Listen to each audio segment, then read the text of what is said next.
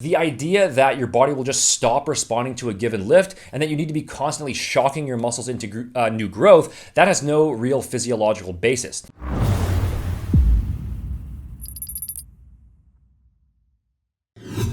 What's up guys, Sean Nalawani, RealScienceAthletics.com, and in this video today I want to explain why, as the title of the video says, I did the exact same back workout consisting of the same 4 exercises in the same order for around 3 years straight in my earlier lifting days, and actually why I did pretty much the same workout for most of my muscle groups, aside from some minor variation here and there. I might have slightly mixed things up now and then, but I would say that it was probably the same like 90% of the time, and I built the majority of my initial muscle base training that way. Before I jump into it, if you are new to the channel, don't forget to subscribe and hit that notification bell to stay in the loop on all of my latest videos. Hit that like button if you enjoy the no BS content here on the channel, and let's get started. Now, first off, this video here is not specifically about the subject of back training, though I will give you the exact routine that I use in a minute here. This is actually about the subject of exercise variation in general. And secondly, I'm not recommending that you go ahead and follow the exact same workout for 3 years straight. Okay, this is from my earlier lifting days around 15 to 20 years ago, and I do program in more exercise variety now. I'm just using this to demonstrate a general point. So why did I do the exact same workout over and over again? The simple answer is that I was consistently coming back to the gym stronger over and over and over again, and so I never felt that there was any real need to change anything. The exercises that I had covered all of the major muscles of my back using basic movement patterns. I would train hard, focus on doing just a little bit more each time by either adding an extra rep with the same weight or increasing the weight itself. I would rest, I would go back the following week, and as long as my nutrition and my rest were on point, I'd always be a little bit stronger than the previous workout. So I would do a little bit more, and again, I'd get a little bit stronger, rinse and repeat. And since size and strength are for the most part directly correlated, I would consistently grow bigger and bigger as well. Now, that doesn't mean that I made perfect linear progress for 3 straight years, because there's always going to be phases where things go off track for whatever reason. You kind of end up having to start back up again. But as long as I was consistent, then my size and strength would continually go up without varying any exercises at all. And back then, my back was even more developed than it is now, because as I've said before, I don't train to be as big as possible or to look like a full-on bodybuilder at this point in my training. I'm more about sort of going for the leaner middle ground look for the time being. I don't have many clear pictures from my earlier lifting days, but you can kind of get an idea here. Here's a rear lat spread. I was 19 years old here. Here's a couple fuzzy webcam pictures from back when I was 17, but you get the general idea. And then this is more so what my back looks like now, which I'm generally pretty happy with. I could definitely still make some improvements, but point being that this is me carrying even less overall mass than I did back when I was doing the same workout every single week, and the goal was to be as big as possible. But the first main point here is that that is the ultimate gauge in terms of knowing that what you did in the previous workout successfully stimulated muscle growth. If you come back to the gym and you're stronger in some measurable capacity than you were in the last workout, whether that's being able to lift say 5 pounds more, or even 2.5 pounds more, or doing 1 to 2 extra reps with the same weight, or even doing just half a rep more with the same weight, if you are stronger now than you were last time, then that means that your previous workout was a success. You triggered those muscle building adaptations in the gym, and your nutrition and your rest were sufficient to actually carry out the growth process, and that's why you're stronger now.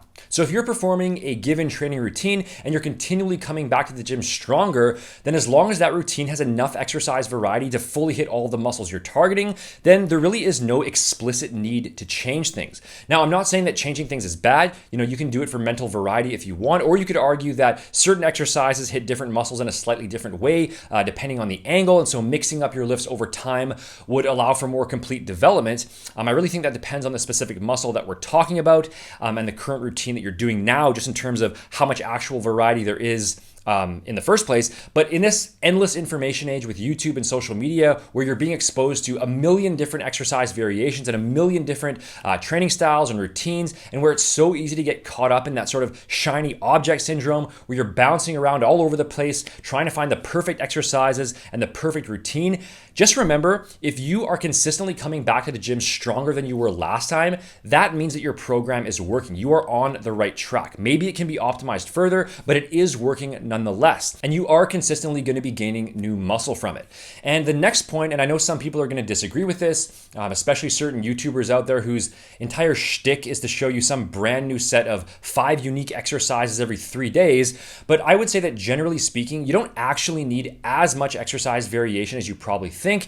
And you definitely don't need to be constantly mixing up your exercises all the time. Again, if you want to change things around just for the sake of variety because it keeps your training interesting, then that's okay. But from a pure muscle building standpoint, if you have a set of movements in place that effectively train the muscles that you're trying to target, you train close to failure to trigger an adaptive response, you focus on slowly progressing over time to push those adaptations further and further, your body is not going to magically stop responding to a given movement. Strength increases do slow down over time in general. That's normal, just like your muscle gains will, but your body does not know or care what specific exercise you're doing. All it directly experiences is the amount of stress on the muscle, and then it adapts accordingly to that. It's a survival response, and if the stress is gradually increasing and you're giving your body all the rest and the nutrients that it needs, then it's in your body's best interest to adapt to that. It doesn't say, he's been using a barbell at a 20-degree angle for too many weeks straight now. Let's put things on hold and stop all the growth until he switches to a dumbbell or a cable at a 45-degree angle.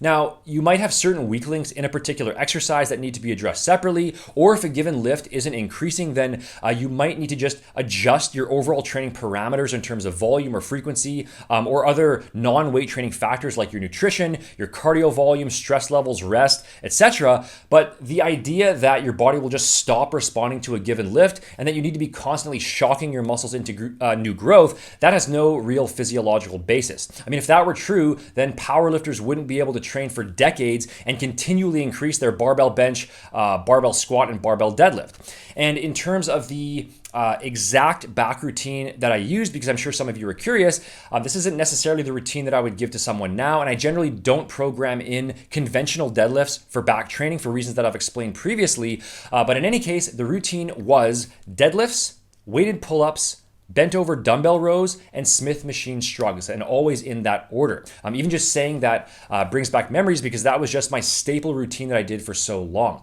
And I used to train HIIT style at that time. I was a big Arthur Jones and Mike Mentzer fan when I was younger, so low volume, very high intensity. I don't train that way now in general. I do mix it in here and there, and I also don't advise that novices train that way, but the way I did things was 2 sets for each exercise with 5 to 7 reps per movement, except for the shrugs where I would usually do 8 to 10 reps. So not only did I do the exact same exercises, but I also used the exact same volume and the same rep range as well. And I got pretty damn big and pretty strong for a natural lifter, especially at that young age. Now, could I have gotten better results or even faster results if I had done something differently? Maybe, but the point is just that exercise variety is not some sort of holy grail or something that you need to obsess over. And actually, my girlfriend Yuan, she's a good example of this as well. She had never lifted a weight in her life prior to meeting me. She started lifting 10 months ago on an upper-lower split, and she's been doing the exact same exercises in the same order for that entire time. She uses a basic double progression scheme, and she continues to get stronger and stronger, and her body composition continues to improve and improve. She's never hit a plateau, and she has no interest in changing to a different routine for the time being because the one she's doing right now works. You know, if it's not broken, don't fix it. That doesn't mean that we won't adjust things at some point, but she's gone 10 months making very significant progress, doing the exact same thing over and over. So there's certainly nothing wrong with exercise variety and mixing things up over time, but you have to let go of this idea that you need tons of novelty and you need to be constantly mixing things around, especially if you're a novice. Once you're more advanced, then sure, you can do whatever you want at that point, but definitely in the at least novice to intermediate stage, you will make excellent gains by just focusing on a solid, structured program and hammering the fundamentals over and over again. And if you want to grab what I consider to be the optimal training system in order to accomplish that, then you can grab my body transformation blueprint program over at quiz.seannell.com. I'll link it up here as well as down below in the description. It's actually not just a training program,